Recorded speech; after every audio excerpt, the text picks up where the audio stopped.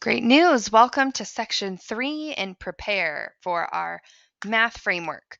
So this is composed of pre-work, which a lot of this you can find in your Ready teacher manuals, iReady toolbox.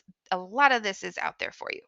So it has 4 components: our model curriculum, collaborate with co-teachers, assessment, and data. So your model curriculum, it is there for you. At this point, you have established your positive learning environment. You have dug into those mathematical Common Core principles, and you have decided how you are going to let those influence your practice. Now you need to look at the standards and how they're aligned to each lesson. Those are laid out for you in your curriculum. You also need to look into those essential understandings. What is the main objective? And what is the instructional focus? Another neat piece to look at in that curriculum is what students need to know prior to that lesson, their background knowledge, as well as what they're going to be connecting it to in the future. Once again, these are all in your iReady toolbox under those units broken down very nicely for you.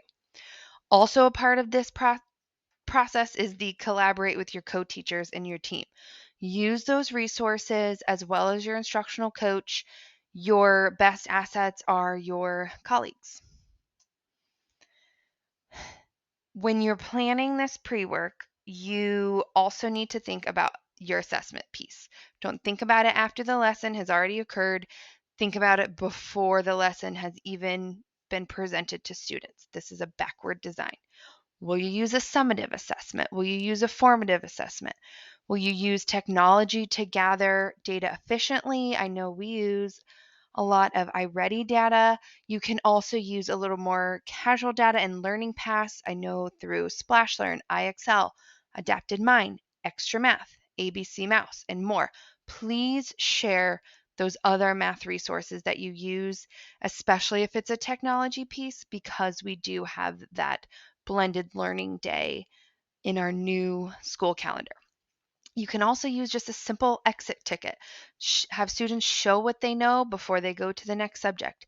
Have them walk through a problem, and you can see if they're using those background information, if they're critically thinking. And then we love data, so think about the data before you implement your lesson. Look at the prior assessments. Use them to guide your instruction. What are the missing pieces? What pieces do not even need to be touched or focused on? Where are your students' strengths and weaknesses?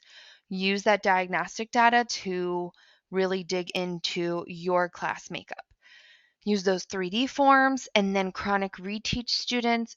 This year we have that tier 2 time built into our schedule where students, you can reteach those students what is already happening in the classroom and give them an opportunity to catch up what is on grade level.